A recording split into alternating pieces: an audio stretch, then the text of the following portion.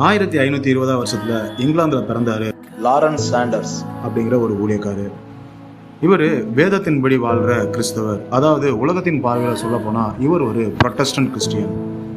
இவர் 1553 நடந்த ஒரு பிரசங்கத்துல வேதாகமத்தின்படி வாழ அனைவரையும் வற்புறுத்தினாரு. குறிப்பா 1ஆம் குயின் மேரியையும் அங்க இருந்த போப்பையும் சுட்டி காட்டினாரு. இதனால இவர் 1554 கைது செய்யப்பட்டாரு. அப்புறமா கிறிஸ்துவின் மேலுள்ள விசுவாசத்தை கைவிட சொல்லி அந்த நாட்டு அரசாங்கத்தாலையும் மத தலைவராலையும் துன்புறுத்தப்பட்டாரு. அவர் கைவிட மறுத்ததுனால 1555ஆம் ஆண்டு தூண்ல கட்டி வைக்கப்பட்டு தீ வச்சு எரிச்சு கொல்லப்பட்டாரு.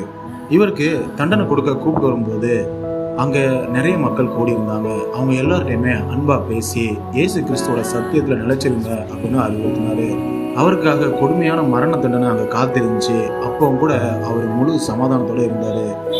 அவரை மரண தூணுக்கு பக்கத்துல கொண்டு போகும்போது அவரு ரொம்ப நாள் கழிச்சு அவருடைய நெருங்கின நண்பனை பார்த்த மாதிரி அந்த தூணை கட்டி பிடிச்சு, கிறிஸ்துவின் சிலுவையே உனக்கு வாழ்த்துக்கள் கட்டி பிடிச்சு அந்த தூணுக்கு முத்தம் கொடுத்தாரு. அவரை தூண்ல கட்டி வச்சு தீ வச்ச உடனே அவர் அலறவோ துடிக்கவோ எதுவுமே பண்ணல.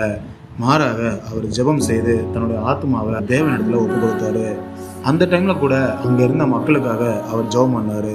இந்த இரத்த சாட்சியை நேர்ல பார்த்தவங்க லாரன்ஸ் சாண்டர்ஸ் இந்த டைம்லயும் எப்படி அமைதியா இருக்காரு அப்படிங்கிறத நினைச்சு ரொம்ப ஆச்சரியம் அடைஞ்சாங்க.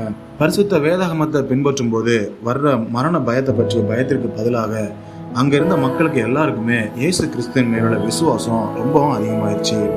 லாரன்ஸ் சாண்டர்ஸ் தன்னுடைய ஓட்டத்தை தைரியமா ஓடி முடிச்சதுனால அந்த மரண தண்டனை நிறைவேற்றும் இடத்தையே விசுவாசத்தின் சாட்சியாக மாற்றி தேவனுக்கான பயம் மரணத்தின் பயத்தையும் வெல்லும் அப்படின்னு அவர் வாழ்ந்து காட்டினாரு.